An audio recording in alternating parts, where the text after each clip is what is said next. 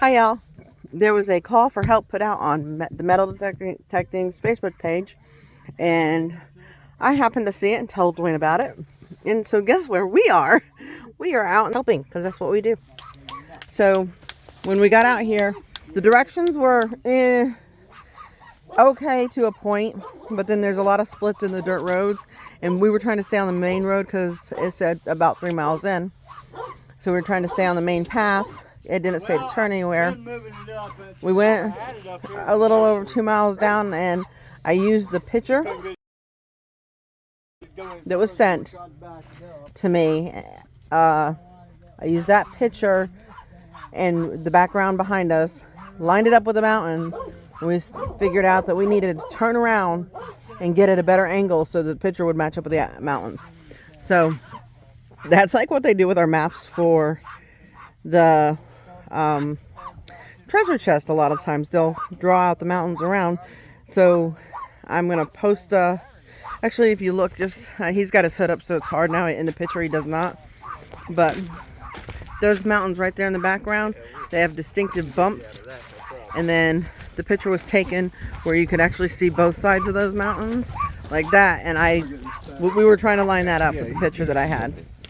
So he thinks he may have a dead battery, and he got stuck, but he has put in a lot of work digging it up. You got puppies there.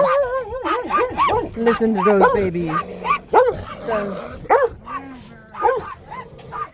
got a lot of digging going on here, as you can see, to try to get unstuck.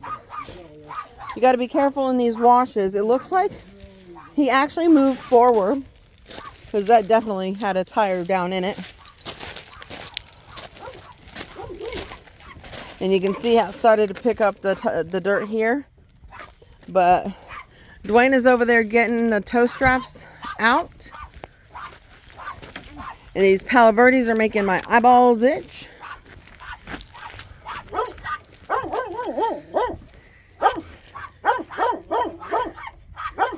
And he's going to tow them out. And we brought the Jeep. The Jeep's got great traction. And you can put in all-wheel drive, blah, blah, blah, all that good stuff. The puppy just looking at me now. You see him in the window there? Yeah, because she took a picture, and I was like, well, it looks like a small wash, and we went all the way down the road going into the marble mine. Oh, yeah. So I'm going to pause this while they're getting a little set up here. When they start hooking up the ropes and whatnot, I'll come back. Okay, they are now working on getting the tow strap hooked up. Try to walk you through this recovery. And Dwayne is explaining why he's going to the places that he's going and not going to other places on the vehicle, because you don't want to bend something when you're being pulled out, because you can put yourself in a worse situation. If you don't get a good contact point with that tow rope, you can put yourself in a worse situation. So he's got it on there nice and tight. And that particular tow rope that we're using this time around is rated at 16,000 pounds of capacity.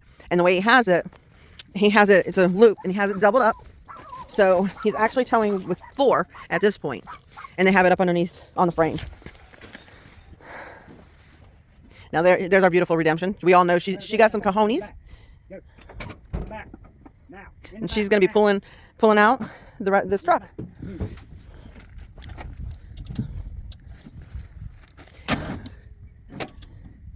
And it's not turning over. I'm not sure what is going on there, but we'll figure out that part after we get him up on flat ground. Right now, you can look at how far down he is.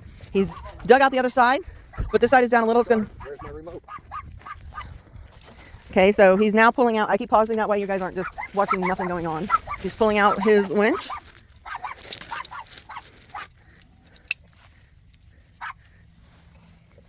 Now we use the rope winch instead of the cable, because with the rope, if it breaks, it drops.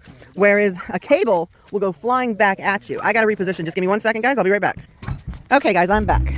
And they're both in the vehicles now, and they're starting to pull. And Dwayne is letting out the winch as he goes backwards. He's going to get out, relock it, but that just gives him some leeway if something happens. It gives plenty of leeway between the two vehicles.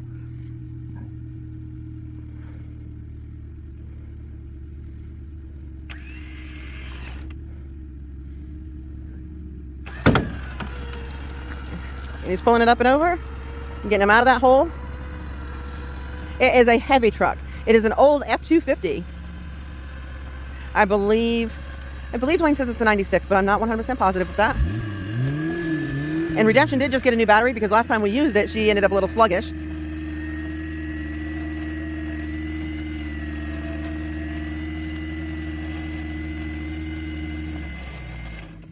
So he is pulled out of holes that he was in. And I'll show you these holes. That was the back tire. That was the other back tire. So Dwayne is now actually pulling under the power of the Jeep.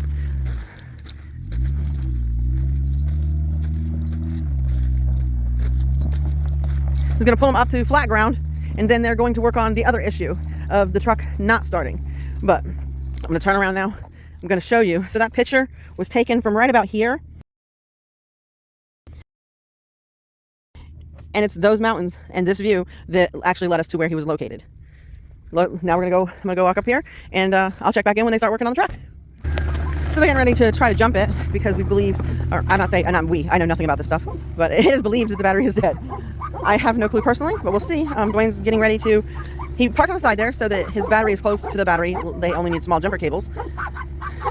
And they're setting up. And see if this works. I'm not going to stand here in case he has it in gear. And it is started. So they're going to unhook now, and he should be good to go to get out of here. I'll show you some video of us because we'll probably follow him out to make sure he gets out okay. All right, we got him moving, and we're rolling out towards the main road.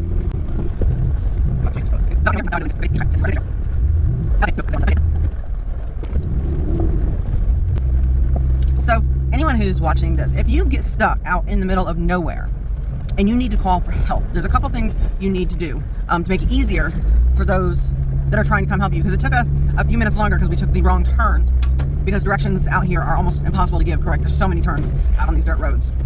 So if you can take a picture of your vehicle in the surrounding area and send that to your rescuers, that'll help better line up. Sorry guys, it's bumpy and he's not disconnected, so it's like way bumpy. That'll give your rescuers a better idea of where you are, because they too can line up that picture with the surrounding areas and find you better. If you're in an area where you can get cell service of some sort and you pull up Google Maps, you can put your finger on your location. It'll be your little blue dot. Put your finger there, it will pin that location, which will actually give coordinates. Take a screenshot of that, send that to your rescuers, and it'll be easier for them to find you. Those are very important tools. You should always have with you something protein that'll give you better energy, help you keep your body temperature up on cold nights. Something salty, if you need salt, that'll help keep you from getting dehydrated because you'll retain water. Of course you need water. Carbohydrates will give you energy if you have to walk out of the area you're in.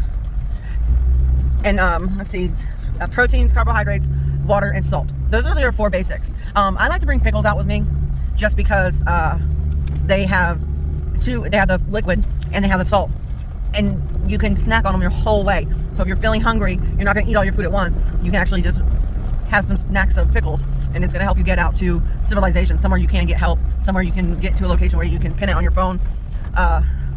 Let somebody know where you're going at all times.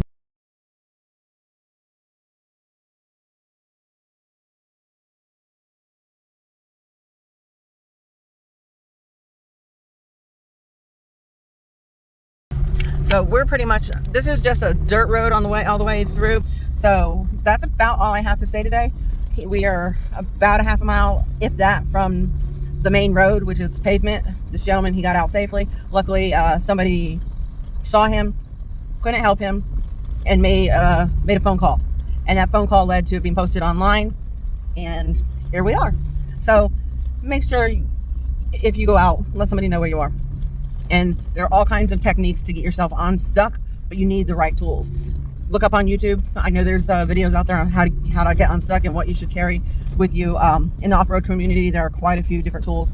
And if you, just don't go out alone. And don't take a 2-wheel drive into a wash. Yes, and do not, under any circumstances, take a 2-wheel drive into a wash. Those washes, especially out here in Arizona, they are tricky. They will look solid, and you'll see like tire marks all over them because the side-by-sides go through, and they look like they have pretty big tires, and they're pretty rough and rugged machines that have been through here, and you think you're going to be okay, but you don't know how soft that sand and that rock is, and you can easily sink, especially on the banks when you're coming up and down and you need to have four-wheel drive just to climb out. You may have been able to drop it with no problem. Just because you can drop something doesn't mean you can climb it. Keep that in mind. Above everything else, stay safe. Until next time, you know it, as always, I love you.